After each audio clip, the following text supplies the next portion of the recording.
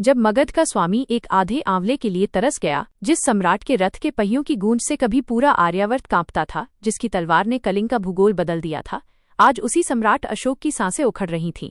पाटलिपुत्र के शाही महल के एक एकांत कक्ष में महान मौर्य सम्राट बिस्तर पर लेटे अपनी अंतिम घड़ियां गिन रहे। अशोक अब वो शक्तिशाली योद्धा नहीं थे। उन्होंने अपना सब कुछ सोना, चांदी, रत्न, बौद्ध संघ और प्रजा की सेवा में दान कर दिया था। स्थिति यहां तक पहुंच गई थी कि उनके अपने पोते, जो उस समय शासन की बागडोर संभाल रहे थे, ने सम्राट के राजकीय कोष से दान करने पर रोक लगा दी थी। मंत्रियों ने आदेश दे दिया था कि सम्राट को अब केवल उतना ही दिया जाए जितना उनके जीवित रहने के लिए जरूरी है। वो अंतिम दान। अशोक के पास अब कुछ नहीं बचा था। अंतिम समय में उनके हाथ में केवल एक आधा आंवला था। वे लेटे हुए थे और उनकी आंखों के सामने कलिंग का युद्ध, उपगुप्त का उपदेश और धम्म का प्रचार, सब एक फिल्म की तरह चल रहा था। उन्होंने अपने पास खड़े भिक्षु को बुलाया और वो आधा आंवला देते हुए रुंधे गले से कहा, यह इस महान मौर्य साम्राज्य के अधिपति का अंतिम दान है।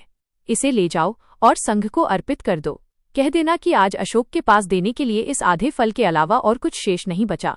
उस रात अशोक के मन में कोई पछतावा नहीं था। वे जानते थे कि पत्थर के स्तंभों पर लिखे उनके धम्म के संदेश सदियों तक जीवित रहेंगे। उन्होंने महान मगध को खून से सींचा था, लेकिन अंत में उन्होंने इसे शांति का मार्ग दिया।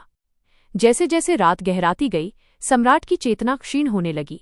जिस सम्राट ने पूरी दुनिया को जियो और जीने दो का संदेश दिया, उसने अपनी आखिरी सांस एक साधारण भिक्षु की भांति। अगली सुबह जब सूरज की पहली किरण पाटलिपुत्र की धरती पर पड़ी, तो देवानंपिय पियदसी, देवताओं के प्रिय सम्राट अशोक शांत हो चुके थे।